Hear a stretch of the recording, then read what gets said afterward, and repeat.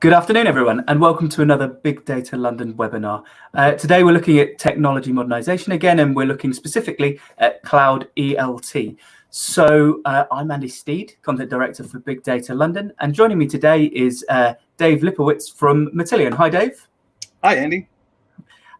Yes, so these sessions are designed to be interactive, so please send in your questions using the question function at the bottom of the screen.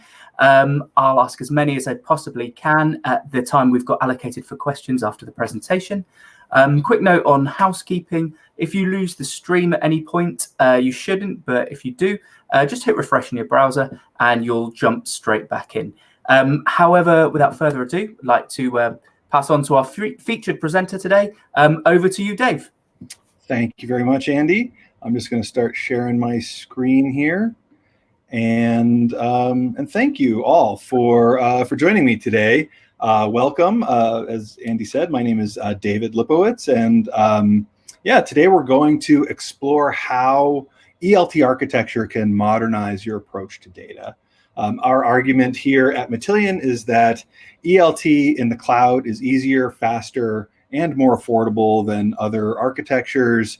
I'm going to talk about why we think that is. But first, just a little bit of background about myself and my company, Matillion. So yeah, I am the solution architect team lead here at Matillion. I've been with Matillion for the last 2 years.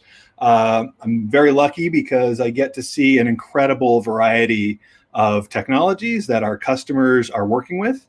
My job is to help them meet their goals and succeed in whatever they're trying to accomplish. We see a great many of use cases, just a lot of different things that people are doing in the cloud and ELT data warehousing space. I do draw on 20 years of database expertise, ranging from database development and administration to architecture, mostly with Oracle databases, but lately a lot with PostgreSQL, and I've been focused most recently on cloud data warehouse platforms, namely Amazon Redshift, Google BigQuery, Azure Synapse Analytics, and of course Snowflake. I started my career as what would now be called a citizen data professional, someone who knows a great deal about the data that they're working with, but probably less about the technology that created or houses that data. At the time, I certainly could have used some of the innovations that we're going to be talking about later in the presentation. From there, I went on to be a database specialist and ultimately became part of a team of agricultural engineers and data scientists. We developed a geospatial application that was calculating pixel by pixel irrigation prescriptions from satellite imagery.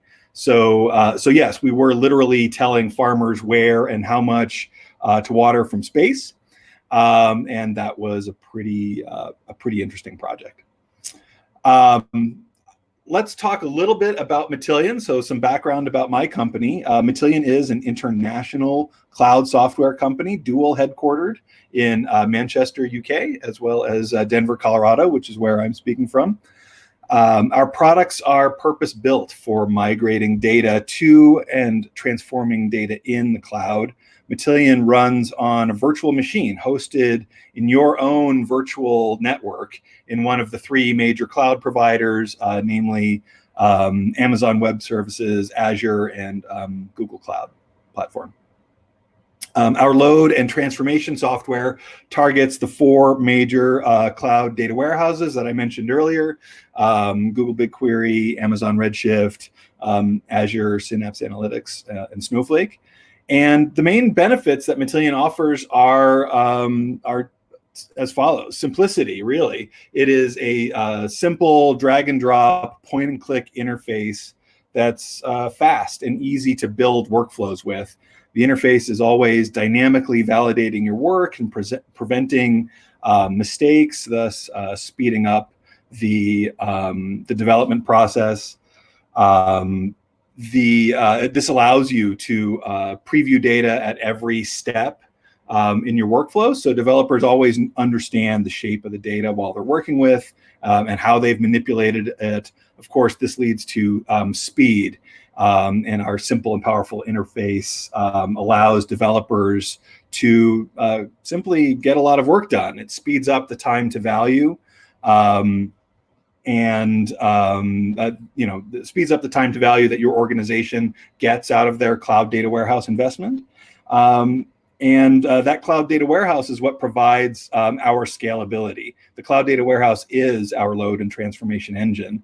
So that cloud data warehouse does the work, and Matillion is simply orchestrating the work, allowing our solution to inherit the incredible scalability of these platforms.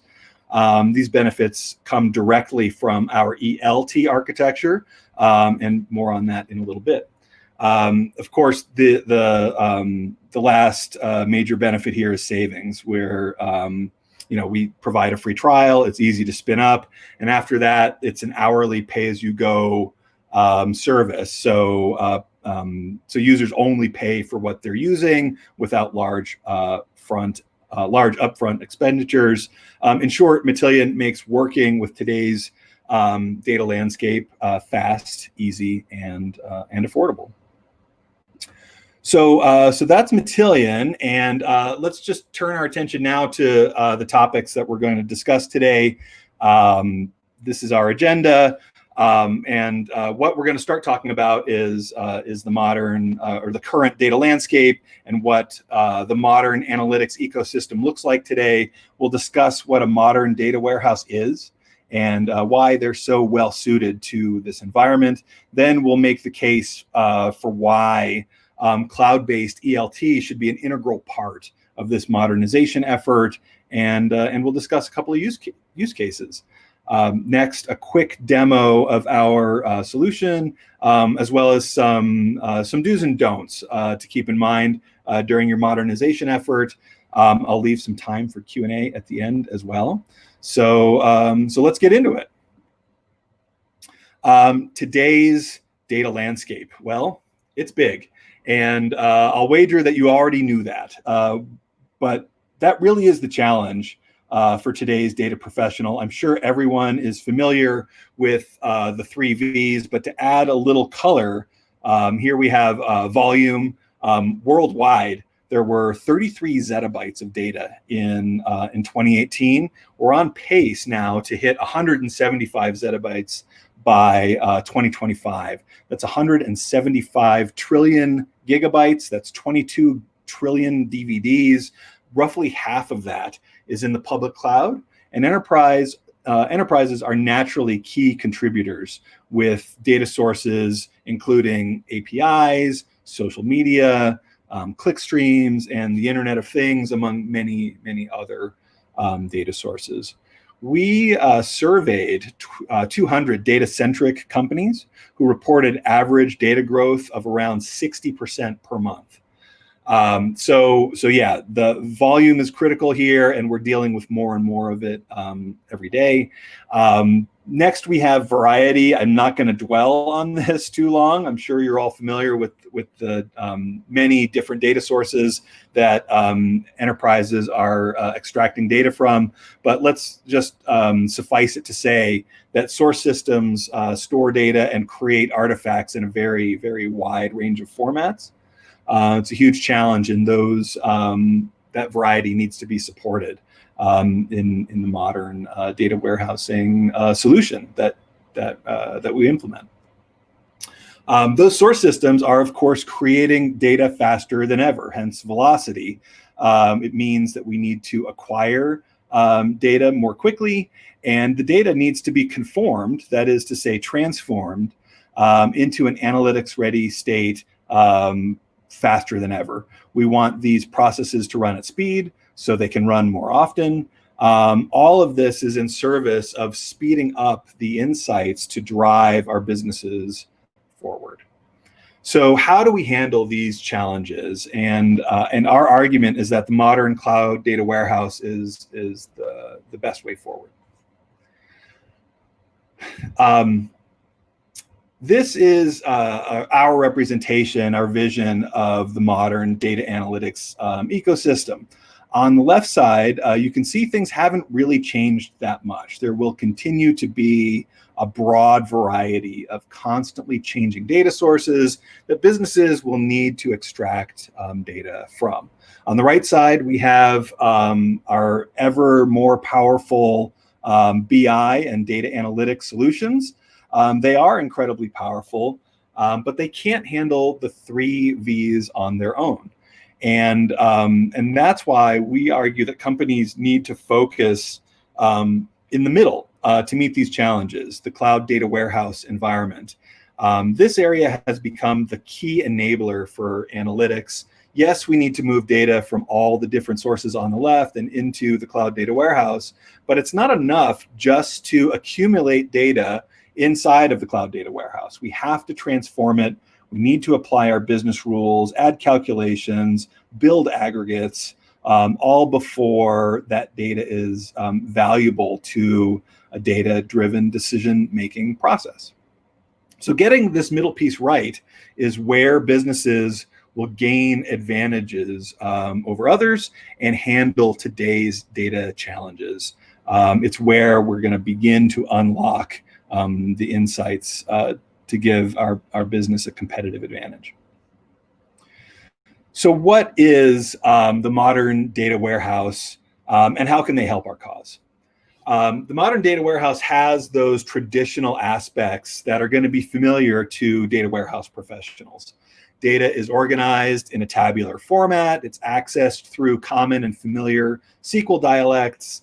Modern cloud data warehouses support robust connectivity from a variety of clients, everything from command line tools, data scientific languages and applications, JavaScript frameworks, and modern visualization platforms. These cloud data warehouses provide a centralized repository that allow enterprises to de-silo data from that variety of sources, unify them, and generate a company-wide view of its activities. So these cloud data warehouses are the solution to those 3 V's we discussed. They can handle these the volume that we need to. They can scale. They can handle the variety of different data sources that we see, and all of that data can be loaded in the velocity that those data artifacts are being produced. There is, however, a whole new twist that these cloud data warehouses provide. They are quick and easy to scale. They have baked in support for modern file formats such as Avro, Parquet, ORC. Often they support semi-structured data such as JSON and XML natively. Cloud data warehouses are data warehouses as a service. They greatly reduce administration overhead, which is great because that frees teams up to do more valuable work, namely developing business insights. Cloud native economics fit in with the pay for what you use philosophy of the cloud as well. So we don't have to buy unused capacity because procurement and provisioning is incredibly fast and easy. So why Modernize? And I do want to double click on some of these benefits. Dashboards still need cleaned, curated, and homogenized data. We have to transform our data, and the cloud data warehouse is the best possible place to handle that workload. We need to centralize source system data in a platform that supports quick acquisition and efficient insight discovery, that is research and development. It needs to support all of those workloads simultaneously. And so not only do we have to de-silo our source systems to gain insight into our businesses, we need to do that on a platform that can handle and isolate the load, transformation, development, exploration, and reporting workloads simultaneously. We want an increased focus on maintainability and flexibility as development cycles and processing times shorten. Modern platforms drastically reduce administration overhead, and their improved flexibility supports agile development efforts. We have also an increased need for on-demand scalability. As we've already covered, cloud data warehouses can scale up and down with ease. And of course, we want flexible cost models, pricing models that cut costs. We don't have to buy hardware capacity ahead of time, consume that headroom, and then restart a long and expensive procurement cycle.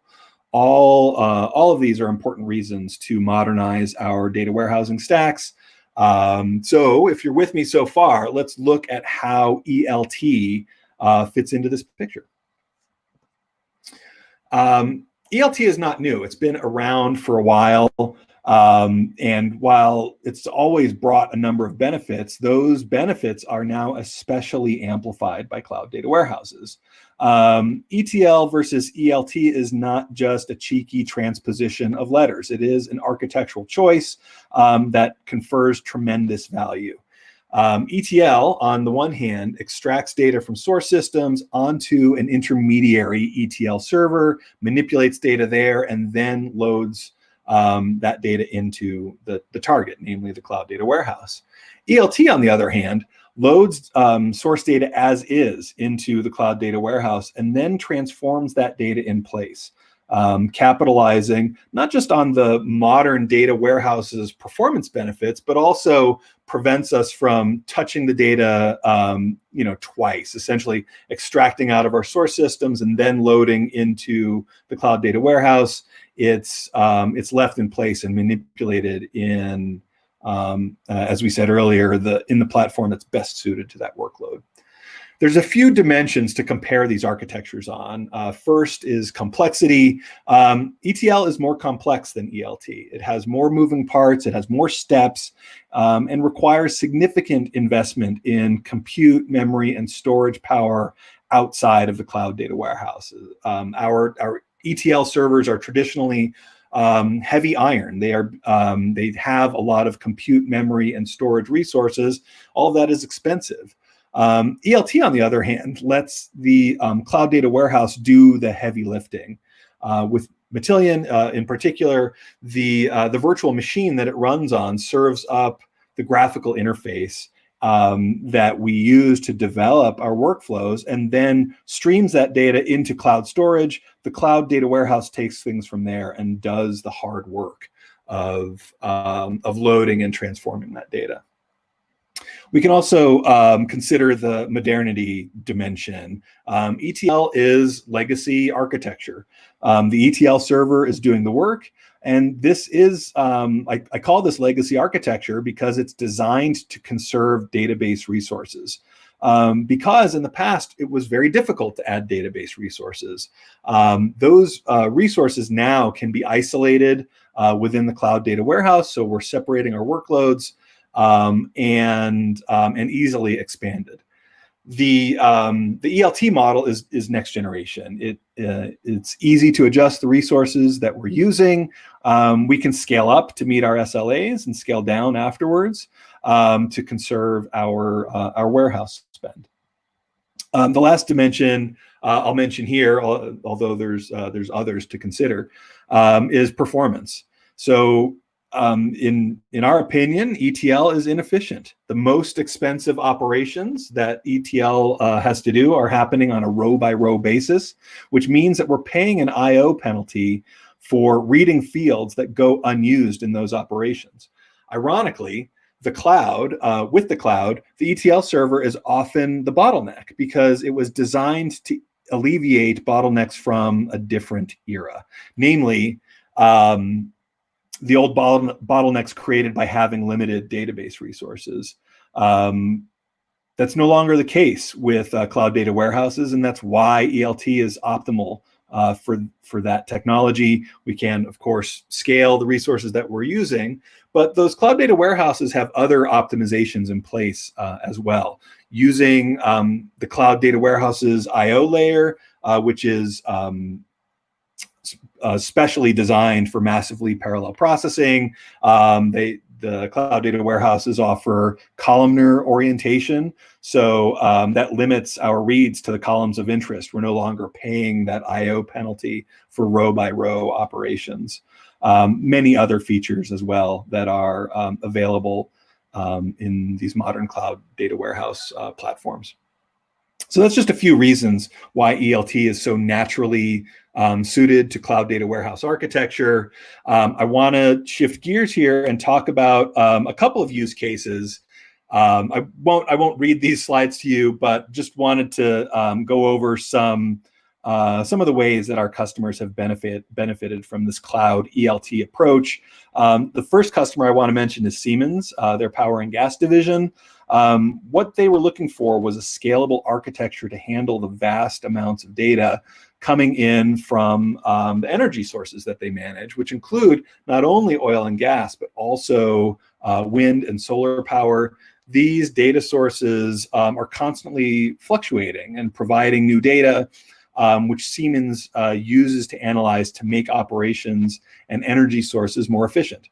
So what they were doing was using Matillion to centralize that data within an Amazon Redshift data warehouse, and it gave Siemens a quick win by using Matillion, and just let them very quickly gain insights into improving their energy efficiency.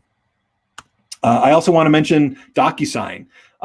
Essentially, DocuSign was able to check all the boxes using Matillion and Snowflake. They're leveraging all the best that the cloud data warehouse and the cloud in general has to offer: quick procurement and deployment, easy scale to meet SLA and workload demands, increased speed of developing by using Matillion.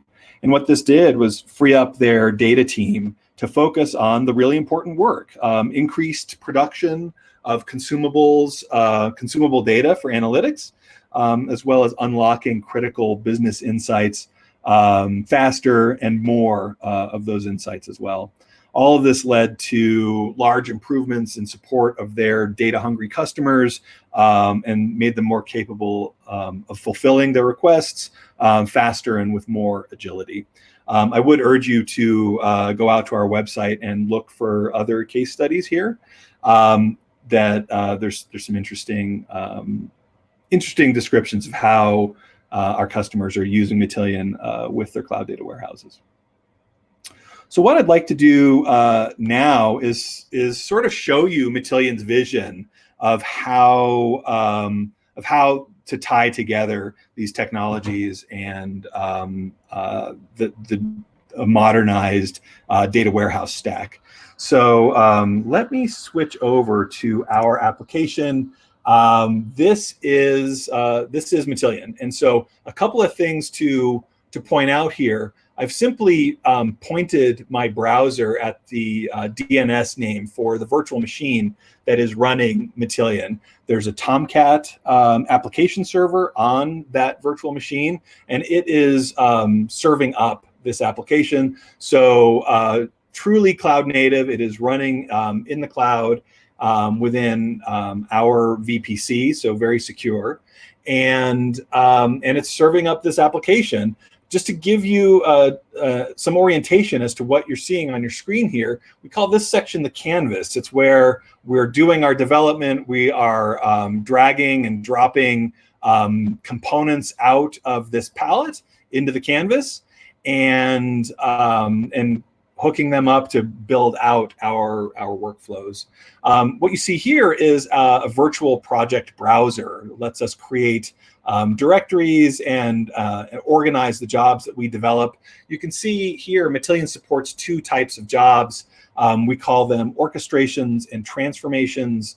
As the name implies, orchestrations are high-level command and control jobs. They allow us to manage dependencies, sequence the activity that we want to coordinate within the cloud data warehouse, and handle things like flow control, if-then-else logic, error handling, retry logic, variables. All of these sorts of things can be handled at the orchestration level. I'll talk about transformations in a moment, but just to give you a sense of what a transformation job looks like, this is a job that takes some raw data that we've already loaded into the cloud data warehouse. We've applied some business rules and then ultimately written out, in this case, a new table into the cloud data warehouse. We can, of course, maintain existing tables as well using Matillion. But yeah, we'll talk about this transformation interface in just a minute. Let's talk about how this data gets loaded into the Cloud Data Warehouse using an orchestration job like this. We do think of orchestrations as the E and the L portion of our ELT workflows, where we're extracting data from source systems and loading that into the Cloud Data Warehouse. All of that is done using what's known as the copy command. So the copy command, and by the way, this is our Matillion ETL for Snowflake product. It's very similar for Redshift. It's similar for BigQuery and Azure. But always we are using bulk load operations. They are the fastest way of getting data into the Cloud Data Warehouse. And in Snowflake's case, that relies on what's called the copy command. Essentially what we're doing is we're telling Snowflake where in cloud storage to find the files of interest, and telling it to load those files with these parameters in place.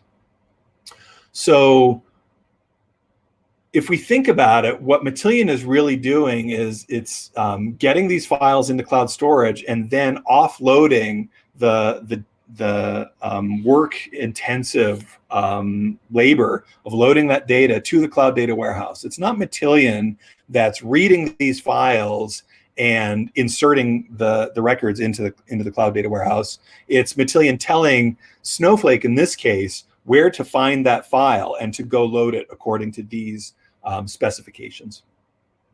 So what Matillion becomes then is a fast and easy way to develop these workflows in a cloud-native setting that coordinates the Cloud Data Warehouse and allows us to leverage all of the scalability that Cloud Data Warehouse provides. So how do we do that? This is what's called an S3 load component. It's loading a file that's in S3 in this S3 bucket. There's a number of different ways to get files into that S3 bucket. In this case, what we're doing is we're using this file iterator to interrogate an SFTP site. We are populating a variable with the file name, and then we're using that variable to transfer these files. You can see that here. This is the source URL, but we've variabilized this file name. So in a sense, we're looping over the files that we discover on this SFTP server, and then we're transferring those files up into S3, and then bulk loading those files using the S3 load component. SFTP isn't the only data source supported. We might have a multi-cloud environment where we have Azure Blob Storage and Google Cloud Storage. Maybe we want to get files out of Dropbox or off of our Hadoop environment out of HDFS.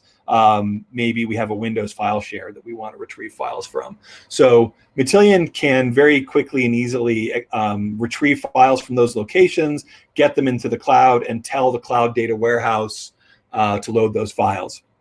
Again, this is relying on the Cloud Data Warehouse to do the heavy lifting. We're simply transferring those files into cloud storage. What if we have data sources that aren't flat files? What if we need to run a query? Well, there's a number of different ways to do that. Starting with our database query component, we support a number of database platforms out of the box. But you can see here that we can install JDBC drivers if you want to connect to some exotic data source and retrieve data from there. We also support a number of different APIs. Salesforce isn't the only one. I'll scroll through these different data sources that are available out of the box here. But all of these data sources are natively supported. If the data source that you're looking to connect to isn't isn't on this list, you can use a generic API query. And what this does is lets you turn essentially any RESTful API into a data source. We have a number of different ways of doing that, and you can see here that we can configure. This is essentially a wizard. If we were to click this new endpoint here, this wizard will walk us through the configuration of these endpoints so that we can connect to those API data sources. So yes, we're extracting data out of those other SaaS APIs, and we're doing that in the cloud. All of our query based components essentially work the same way, though. And what they do is they execute a query, whether it's an API query or a SQL query. We execute that query, we stream those results into S3, and then run a copy command just like this one to load that data into the Cloud Data Warehouse. These components also will create staging tables for you, which is a huge time saver. They assess the remote data types that are coming out of the API or the JDBC connection, and create a staging table for you with the appropriate and corresponding data types, so that we don't have to worry about defining those staging tables. Matillion does rely very heavily on staging tables. I like to think of cloud data warehouses as split into multiple layers, having perhaps a staging layer which always houses transient data. From there, we might have an operational data store. So if that extraction is an incremental extraction, we are landing that incremental subset of data into a staging table, and then moving that data into an operational data store, perhaps a logical copy of our source system, and we're merging those incremental updates once we have our initial load complete. Maybe from there, we have another layer that has our true star schema, our facts and dimensions. Downstream from that, we might have our data cubes, say, to optimize our dashboards. So yeah, the question, I think, naturally that comes from that is, how are we moving data between those layers? And that's where our transformation interface comes in. So while these components are landing data in these staging tables, we might want to apply some business rules to that data after it's in those stages.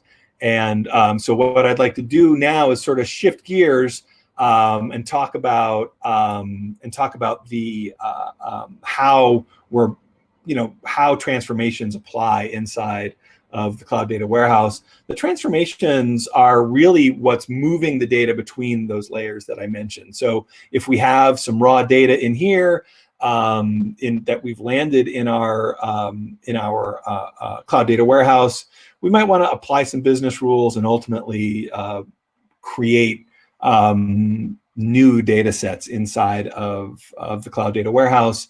Our interface here is really designed to speed up the development process for doing that. So here you can see this is a table input component. It's really just getting a set of records to work with. I think my favorite feature and one of the most powerful ways that Matillion speeds up that development process is by allowing us to sample data. So we can see that this component represents 123 million records. We can eyeball that data, browse it, take a quick look at the shape of the data at this particular point in time, and we can do that at each and every one of these points in the workflow. So here we're starting with this raw data. Perhaps we want to enforce a business rule that says, and by the way, I hope it's clear, this is a civil aviation data set. We have a table full of flights. We have a table full of planes. And perhaps we want to enforce a business rule with a filter, by the way, available underneath this transform subfolder, along with all the other transformations that we have available out of the box. But here we're applying a business rule that says we're only interested in flights that occurred after the year 2000. So we might build out a very natural filter that says the year is as opposed to is not. greater than or equal to the year 2000. And once we apply that filter, we can sample the data as well. So here we see that business rule cut our data set in half, down from 123 million to just a little less than 60 million. We're not going to browse 59 million records of data through this interface, but we can eyeball that data and as a developer get that confirmation that that the data is in the shape that we expect, that our business rule is being enforced the way we want. So this interface also lets us troubleshoot our data. So we know we have 59 million records here. The next thing we want to do is join up some of this plain data, denormalize this flight record, flight data set, and add some plain information back onto these flight records. We're going to use a join component to do that, available sensibly enough under this join subfolder, along with the other set operators. But we're just using a simple ANSI SQL join to do this. And one of the nice things about our interface is that it shows you data quality issues as you're developing. So we went from 59 million down to 37 million. I happen to know that that's because there are mismatches between these data sets, and I might want to change this instead from an inner join to a left join, and that's going to restore my data set to its complete to its full record count. So we're back up to our 59 million records. And really that's the power of this flow, is to allow you to inspect your data in real time. But all the while, what we're doing behind the scenes is generating SQL. So this is a code optional way of developing our workflows. Of course, we support a SQL component. If you want to just freehand your SQL and put it in here, that's certainly fine. We can take, you can see here, actually, we have what's known as a reference. It's pointing back to these other two components. But we can expand those references and see the entire SQL statement that this is generating. Of course, we can take that, and if we had freehanded that SQL, we would see the same results inside of this SQL component. But our argument is that it's better to build this out graphically because it's more explicit. We can name our components in meaningful ways and really identify where our business rules are being enforced, how we want to handle data quality issues, how we want to roll up that data. We can throw in these notes to communicate not just to other developers on our team, but also to business stakeholders. You can't put a 500-line SQL statement in front of the business, not always anyway, and ask them, is this what you meant? But you can put a visual graphical workflow in front of them and have a really meaningful conversation about business rules. All the while, we are generating this SQL behind the scenes, and that is how Matillion takes advantage of the Cloud Data Warehouse from a scalability and transformation perspective. We're not transforming that data on this virtual machine. We're simply getting that data into the cloud and then letting the Cloud Data Warehouse manipulate that data into that final analytics ready state that would be available, that would be ready, I should say, for the powerful BI and business intelligence and machine learning tools that we have that are connected up to our Cloud Data Warehouse. So this transformation is executing as part of this overall ELT workflow. So we are extracting data from our source systems and then manipulating it inside of the cloud, always taking advantage of SQL to do that. We're telling the Cloud Data Warehouse how to load that data. We're telling the Cloud Data Warehouse how to manipulate that data. Meanwhile, we can take advantage of a number of other important parts of this framework, not just variabilization, as I talked about with our iterator here, but also things like flow control, so if then else logic, retry logic, error handling. We have notifications built into the product. And what that does is give you a framework that runs inside of the cloud that is purpose built for the cloud data warehouse that we're targeting, and allows us quite simply to get an awful lot of work done inside of the cloud very quickly. So, yeah, that is a high-level view of how Matillion works with cloud data houses. We're moving data from left to right, as you'll recall from our graph, out of those source systems into the cloud data warehouse and preparing that data for our analytics tools. So let's. That concludes our demonstration. I do want to switch gears a little bit and talk about some quick do's and don'ts for for these modernization efforts. I do recommend that you watch your consumption closely. Pay-as-you-go is more efficient, and it avoids large upfront costs, but it's also easy to get out of control.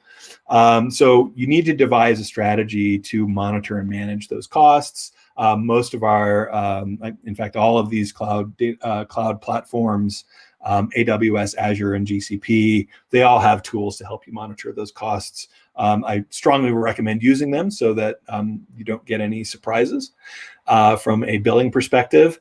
Do remember that messy data is still messy. It still needs to be conformed and optimized so that it's useful for analytics. I hope I've shown you here how Matillion would approach that problem. Don't treat these new technologies like legacy technologies. Understand the best practices for your cloud data warehouse. For example, don't do row-by-row inserts when your platform supports bulk load operations like the copy command, as we saw. Make comparisons that count. So that you understand the platform's benefits that you're gaining by using these new technologies. Don't expect an easy button. There will be challenges as we're modernizing, and we can't just start using a cloud data warehouse and assume we're going to start printing money. Put in the effort, and there will be rewards both professionally on a personal level, as well as for your company as a whole. And do go review the case studies that I mentioned on our website to talk about some of the benefits that our customers have received from using this kind of technology. Don't forget the fundamentals. Much of what we know is still applicable. A star schema is still a star schema, whether it runs on an Oracle database in your data center or inside of Snowflake in the cloud.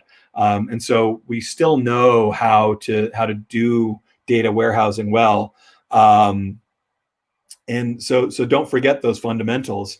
The ease of deployment in the cloud can make us forget simple things like taking backups. And we still need to do that. We don't necessarily need to back up our cloud data warehouses, but we do need to back up, for example, Matillion. I strongly recommend that. We need to version our code. We need to have a way of recovering in case of user error or if there is, a hardware failure. Disks still do fail even though they're running in Amazon's data center. So yeah, that we can't forget those fundamentals, and we know what the right thing to do is there. So the last thing I'll say on this is be bold. Do try things out. Leverage free trials. Experiment. Fail fast. Try again, and capitalize on the scalability that the cloud offers. I want to thank you all for your attention, and yeah, I'd be happy now to turn things over to Q&A. Yeah, thanks, Dave.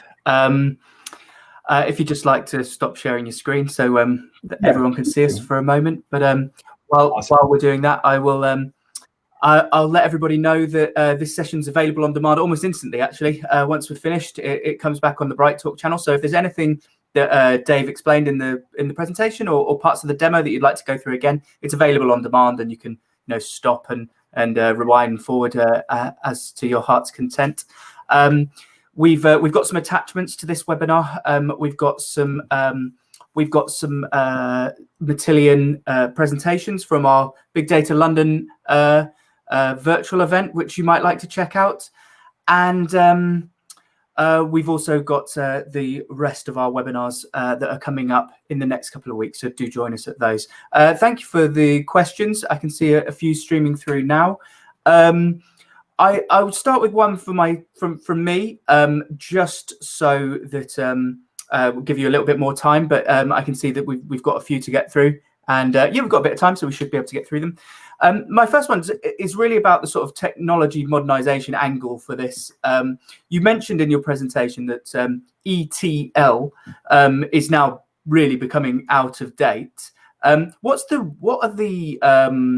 are the real downsides or risks, or because if people are considering modernizing to Cloud ELT, what sort of things are they unable to do, or will they have less capability of if they stick with a sort of ETL model?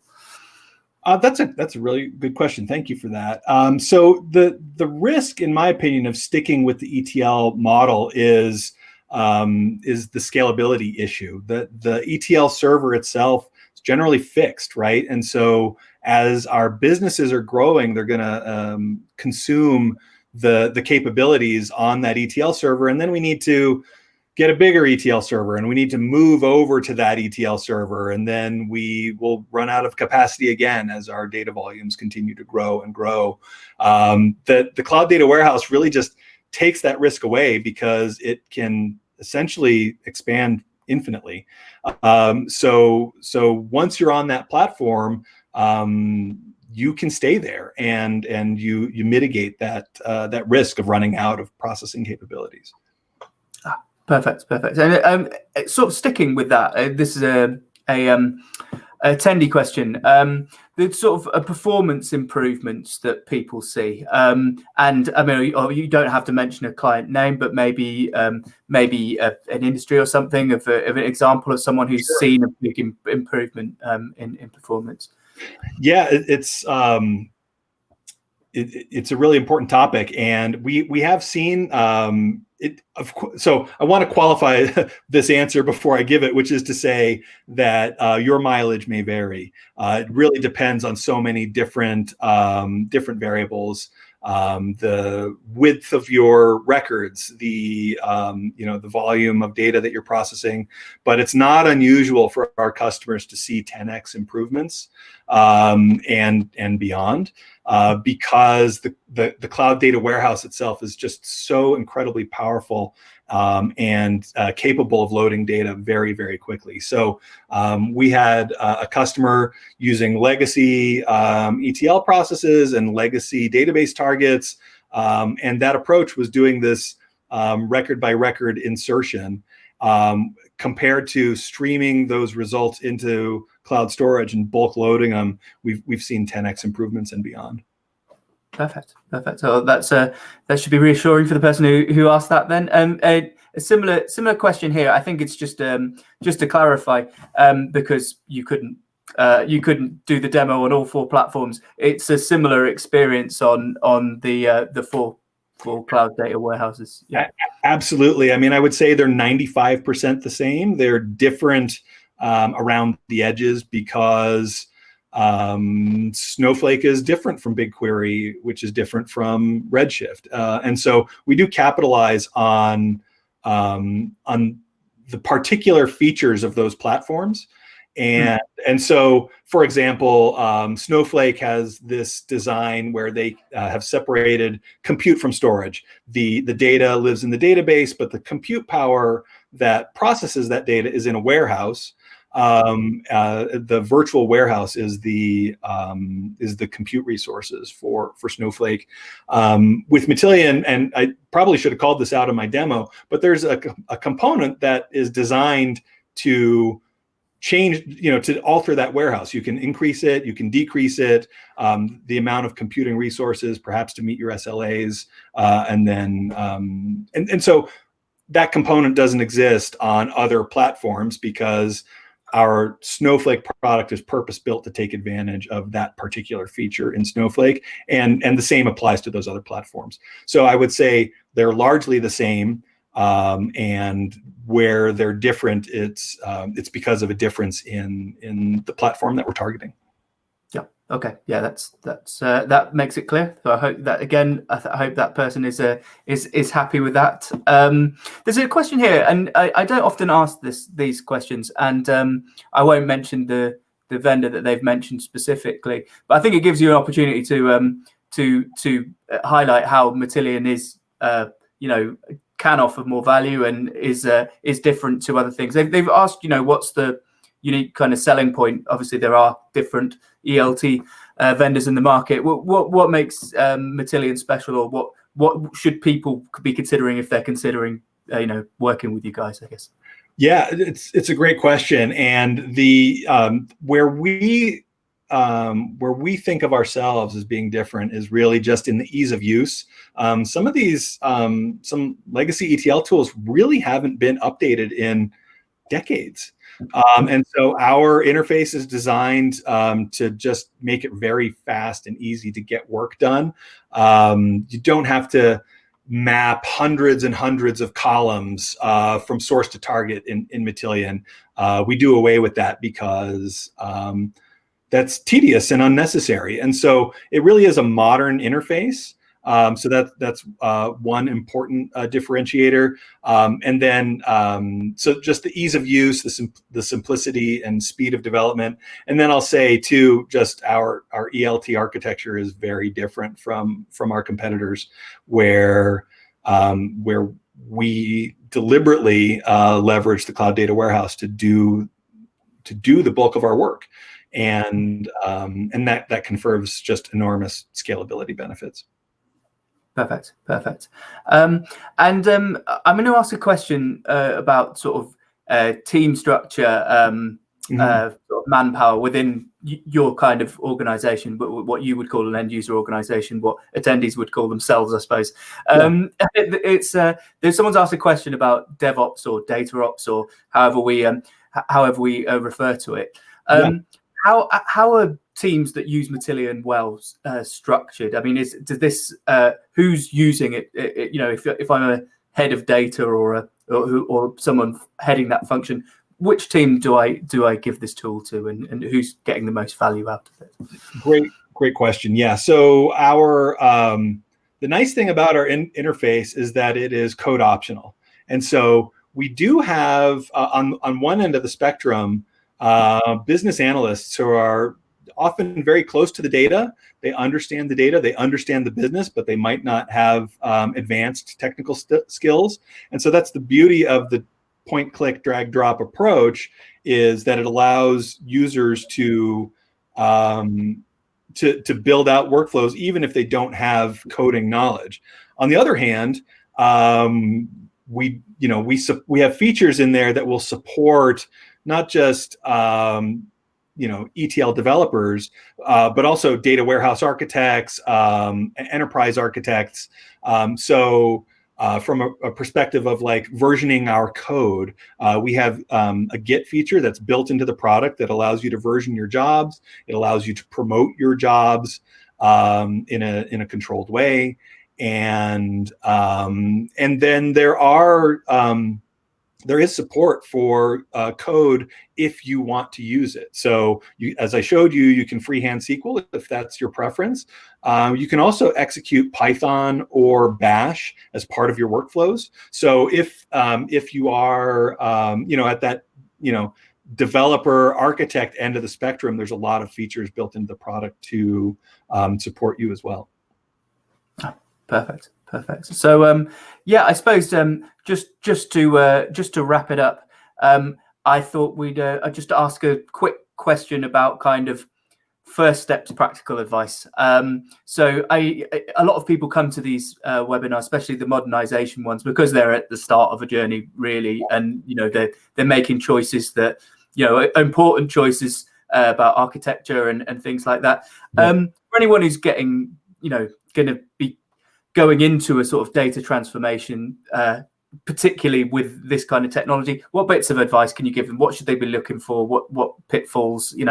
What shouldn't they rush into? What do they need to do first? That kind of thing. Great question. I think that it's really about choosing a platform. So like do your research and decide which cloud data warehouse is best suited for you. Perhaps you're in a Microsoft shop, and so consider Azure Synapse, but Snowflake runs on Azure as well. So compare them, find out the one that has the features that are of most interest. Have a bake-off. Do performance benchmarking on both of them. There's free trials available for all of these things. So that I think is my greatest recommendation is test it. You can do that very affordably, and then do your research and figure out which platform is really going to be best suited for your organization. Perfect. Well, I think we're just about out of time by the looks of it, and but I'd like to say thank you. I'll come to you just after Dave, but thank you very much for the good questions we've had today. Really appreciated. It's been that's been great, and I hope you've enjoyed Dave's answers, which he's we've really put him on the spot this afternoon, so that's great. And you've got to remember it's very early in Colorado, so a big congratulations to him in Denver. Sorry, for answering so honestly and so eloquently. Thank you very much, Dave, for a great presentation, and we hope to see you again soon. So thanks very much, everybody. Thank you. Thank you. Bye-bye.